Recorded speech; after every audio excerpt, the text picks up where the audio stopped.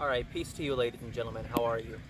Now, in today's video, I want to talk about a certain mindset that I've tried to bring within myself, a certain thought that I like to keep within my mind. And by the way, sorry, right now there's somebody using a leaf blower on his yard in front of me. But what I was saying is a certain mindset that I put into myself, which is a Quranic mentality, a Quranic kind of philosophy, which really, I think it's helped me deal with the problems and the slings and arrows of my life in a beneficial way, and then it's allowed me to develop a lot of patience in my life, and that is understanding that ups and downs in life are normal.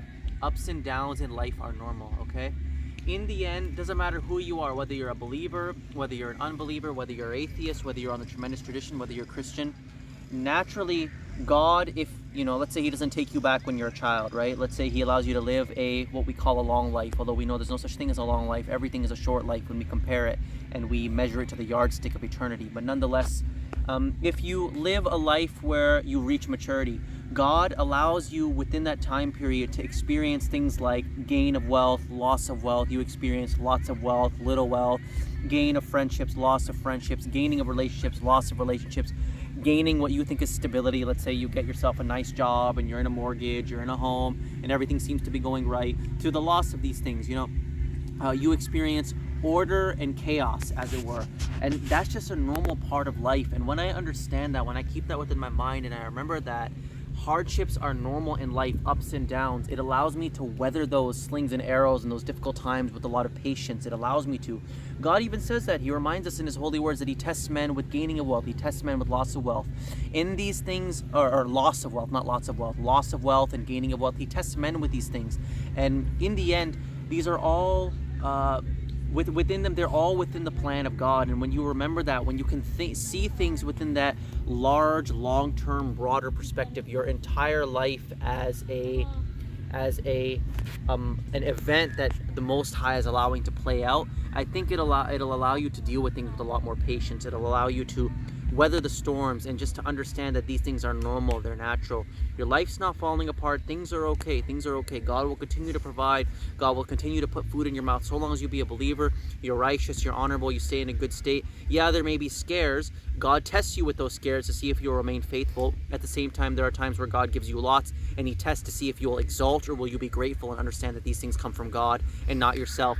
Through these things, they are tests, and to understand that you will become, God willing, if you get this, you will become a stronger man than you ever thought you were. And it's been like that with me. Times when I've been down and out, times when I felt like, not felt like, I've literally been broke, I've had no money on me, to times where I feel like I have a sense of stability or a semblance of stability. Money is coming in, I have a system and a routine going, to times of complete chaos.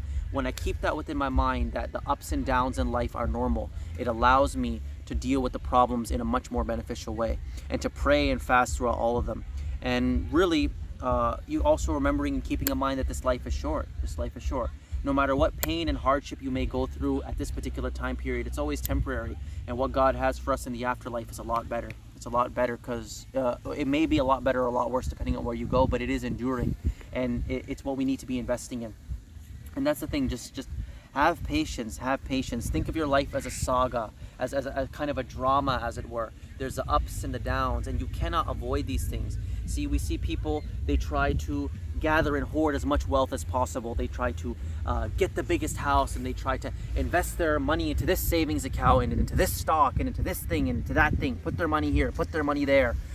Whatever they think that, foreign banks overseas, whatever people think that they're going to do that's going to save them, none of this stuff is going to save them. You are going to have the ups and downs. You are going to have the times of chaos, the times of turmoil, the times of lack of surety. That person, and I'm not saying that having money is bad or whatever. Of course, if God allows you, if he gives you the means, gain wealth. Try to gain wealth and establish yourself. These things are normal and masculine and manly, of course. I'm not shunning money, of course not. But I'm saying that ultimately remember the philosophy, the overarching guiding principle that the man who has his, foreign bank accounts and, gold in Switzerland, I don't even know where they are, and all these different banks and whatnot, and he invests his money into this place and that place. He has no more security than the rogue man who's traveling on foot and wandering from land to land, who believes in God. And in fact, if that man be an atheist, if he be a denier, if he be a Satanist, if he be anything other than a submitter to the Most High, the one who's investing all that money and has those foreign bank accounts, he's actually upon a much more flimsy surface than the man who's walking upon foot and seems to have nothing except what's on his bag and his backpack, what's on his back and his backpack, and he just goes from land to land. That man who's walking barefoot, seemingly who has nothing, no stability, lives his life day by day with what God provides him in his immediate area. He has more stability than the man who has all these bank accounts and all these houses in different areas. He cannot keep any of that stuff, and he cannot prevent the chaos from coming in his life. It's going to come. God is going to test him, just as God is going to test the man who has the backpack on him and is walking on foot. They're both going to have the tests, and in the end, God tells us that there is no safety, there is no stability. Safety and stability are the same thing. There is no stability except in communicating God and his message. And the man who is on foot doing that, he is in a far better state. His house is not built upon the sand like the man who has his foreign bank accounts and everything like that and denies God. And that's the thing. Just remember that, ladies and gentlemen. Just remember that chaos, or seemingly chaos, is normal. All these things are tests from God. All these things are tests from God. And I want you guys to keep that in mind. Even today, the occasion is Canada Day. Everybody's out here. We're celebrating the history of this nation. We're celebrating the, oh my goodness, you know, look at how big and strong our nation is. We have all these skyscrapers, all this wealth, all this quote-unquote freedom, and all these things, all this medicine and technology. Let's celebrate Canada, how great Canada is. Canada is not built upon any stability either. It's all vain, it's all vanity. Just as right now it seems to be a time of ease. People can go out to the grocery store, they can go get their food.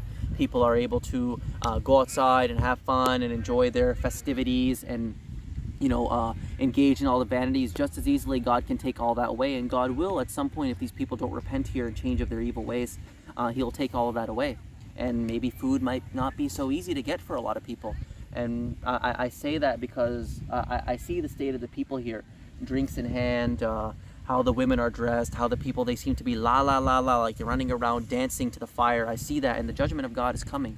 And just because they, you know, let's say these people in their day-to-day lives, they have stable jobs, they're not any more stable than the man who is, let's say, not in that kind of position. Let's say he's working in a warehouse. Let's say he lost his job for whatever reason and he's searching for something. You know, either way, the man who, so long as he is, no matter what situation he's in, if he believes in God and he's communicating God in his message, he is in a far more safer state than all these people, which I see. I can see the wailing of the fire on their face when I look at them. I can see the wailing that they'll be doing within the fire. The majority of people here, lost, dazed, distracted, and just enticed by the Satan, enticed. So, you know, that's really all I wanted to say in this video, ladies and gentlemen. I just want you to keep in mind that no matter what you're going through, it is normal and it is natural. It is part of the human journey. It actually is the human condition to go through the ups and downs. They are normal, they're natural. Gaining of wealth, losing of wealth. Gaining of friendships, losing of friendships. Gaining of perceived stability, losing of stability. This is part of your life, and in all these things are tests. And once you see it like that, then you can operate in the most beneficial way. You see these things as tests, and now you can think of, okay, now God is testing me in this way with loss of wealth. How can I pass this test with the best amount of marks? God is testing me right now with the gain of wealth. I'm rich, I got money, I'm loaded right now. God is testing me with this now. Will I remain humble, or will I exalt and think that it all comes from me? And this reminds me of even the parable of the sower in the Quran. And strike thou for them a similitude. 2 men, we made for one of them 2 gardens of grapevines, and surrounded them with date palms, and placed between them crops. Each of the 2 gardens produced its fruit, and were wronged nothing thereof. And we caused to flow in the midst of them a river. And he had fruit, and said to his companion while conversing with him, I am greater than thee in wealth, and mightier in men. And he entered his garden while he was wronging his soul, saying, I think not that this will ever perish, and I think not that the hour will strike, and if I am brought back to my Lord, I will find better than this as a final destination. His companion said to him while conversing with him, Deniest thou him who created thee from dust, then from a sperm drop, then fashioned thee a man? But as for me, he is God, my Lord, and I ascribe not a partnership with my Lord to anyone. And oh, that when thou wast entering thy garden, thou hadst but said, What God has willed, there is no strength save in God. Although thou seest me less than thee in wealth and children, it may be that my Lord will give me better than thy garden, and will send upon it a calamity from the sky, so that it becomes miry ground, or its water becomes sunken, so that thou canst not find it. And encompassed were his fruits, and he began to wring his hands for all that he had spent therein. But it was desolate and in ruins. And he said, Would that I had not ascribed a partnership with my Lord to anyone. And he had no band to help him besides God, and he could not help himself. Thereupon protection belongs to God, the truth. He is best in reward and best in final outcome.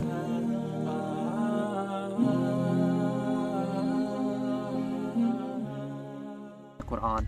The two men, they come out to their garden, and the one man, he has less, he's a believer, submitter to the Most High. The other one is an exalted and proud evil man. He comes out, the exalted and proud evil man, he sees his garden, which God has given him much, a lot of abundance. He says, oh wow, look at this, this is all by this is all by my greatness, and none of this is ever going to go away, this is all going to endure forever.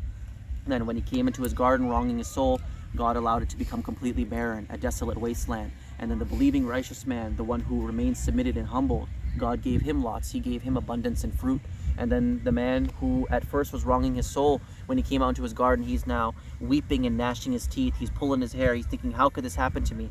And this, in that parable is an example, The believer there, the righteous man, despite him not having as much as the man next to him, the evil man who had a great big garden, he remained patient and God rewarded him. And he understood that these things are normal, they're natural. And he understood that everything comes by God's will. And that's what I want you to keep in mind, ladies and gentlemen. The ups and downs are normal. The ups and downs are normal. They're a part of not only the believer's life, but everybody's life. And within them are tests. But anyways, men, that's really all I have to say on the matter. I hope this talk was a blessing, and I hope this beautiful scenery was a blessing, and minus all the perhaps immodest women you may have seen walking behind me, but just a beautiful sunset upon the flat waters. It's amazing to see how the heavens and the earth, as you go out into the horizon, they meet each other. It's absolutely stunning. Praise belongs to the Most High God. Praise belongs to the one true God who created the heavens and the earth in 6 days and took his place upon the throne. All praise goes to God. All praise and honor and glory and worship goes to him. And I give him thanks right now for not only allowing me to make this video, but allowing us to enjoy this beautiful scenery.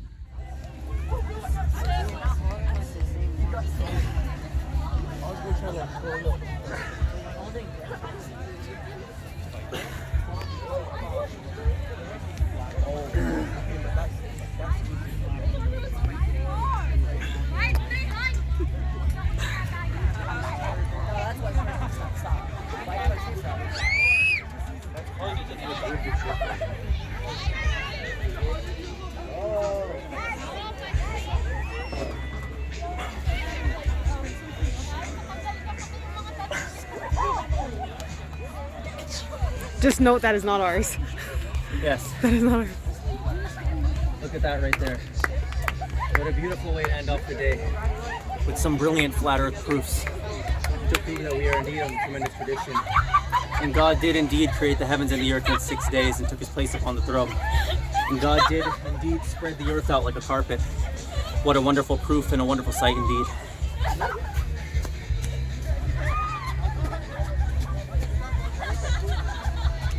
Beautiful scenery.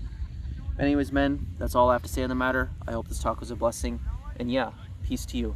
Remember, deceit abounds, so keep your eyes wide open. Peace out.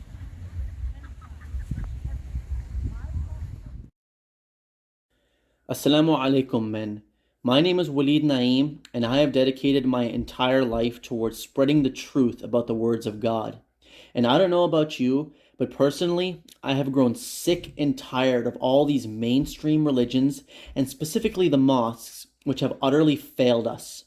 I'm fed up with them placing the words of man, specifically their fabricated hadiths, at a higher authority than God's holy scriptures, their lack of knowledge about conspiracy facts and realpolitik, and their complete ignorance of the true nature of our earth. I've had enough of their compromise, their weakness, their lame sermons which put people to sleep, their virtue signaling, their fear of facing any real persecution, and their willingness to let the quote-unquote secular atheist utterly trample over them. The atheists own all of the educational boards and teach their propaganda to every so-called Muslim and quote-unquote non-Muslim child here in the West. And now with the Toyota Corolla hoax, the atheist has successfully broken apart our communities and made us utter slaves to their government. Our so-called quote-unquote Muslim sons are a bunch of wannabe hood rat gangsters who vape, drink, smoke weed, and party like animals. And our so-called quote-unquote Muslim daughters are not much different. They have no interest in hearing about the Word of God. They are all too busy YOLOing. This has all happened while the imams have been living very comfortably off of the hard-earned money of their community members in the donation bins. As stated before, I personally am completely fed up with this. The mosques have had all of the support, funding, enfranchisement, and time of our communities and have produced absolutely nothing. The atheist has made the so-called quote-unquote Muslim man his bitch. He has steamrolled him in every way possible. That is why I created Eyes Wide Open. This channel exists as a call to action for all of those strong believing men who trust in their Lord fully and refuse to compromise the Quran. It is time the true sons of Adam and the inheritors of the tremendous tradition, in other words, the true Quranic Muslims, to set up something for themselves and fearlessly stand up against the madness that is going on in the world. What you see with my channel right now is only the beginning. These short videos I make in my car are all that I have time for right now, working a full-time job. I scribble these together while at work and make these videos while running errands. But you ain't seen nothing yet. If God should will, I have so much more in store for Eyes Wide Open. I want this to be a platform for the believers. Just a couple of things I have planned for this channel is, firstly, creating scholarly books, documentaries, and essays to arm you guys with the intellectual firepower for dealing with all of our enemies. Secondly, I would like Eyes Wide Open to be a center for heavy activism, public and street preaching, going to City Hall, organizing protests, knocking doors, going to baseball, hockey, soccer, basketball, and other major sporting events and preaching to the people leaving the stadium, going to the totally failed mosques, synagogues, and churches and debating with their religious leaders, going to universities and debating the quote-unquote secular professors on their laughable so-called science, and much more. It's time the believers start to fight back and shake the cage of this disgusting system. My goal is to create a base for the believers. I want people to know of our name, that there are dedicated, zealous, and studious men who do not compromise the Word of God, and we are ready to take action. If we keep waiting for our mosque to do something about the real problems of this world, then we will be waiting until Judgment Day. We need to create something now, from the ground up. With that being said, may God bless us in all of our endeavors and guide us every step of the way. If this sounds like something you are interested in, and if you want to be a part of the movement, then you can help me out. My Patreon and PayPal are linked in the description of every video, and, God willing, if enough generous believers decide to fund this platform, then I can quit my full-time job and look for something part-time, or, even better than that, leave employment completely, which will give me more hours in the day to do this work. I do not care to be rich. All of that stuff is vanity anyways. But the fact of the matter is, my wife and I need to eat and have a roof over our heads. So, if you wish to support the cause, then I thank you sincerely for that and promise to fight with might and main in the cause of God for the believers. If you are not able to, hey, then I totally understand. Find somebody else who needs that money and give it to them. Give it out of fear of your Lord and in dread of that great and terrible day, which is coming to all of us. For all of the believers out there, the brothers and sisters who follow hard upon the truth, all I can say is much love to each and every one of you. May God reward you in this life and the hereafter. Praise goes to God alone. Assalamu alaikum, everybody. Peace.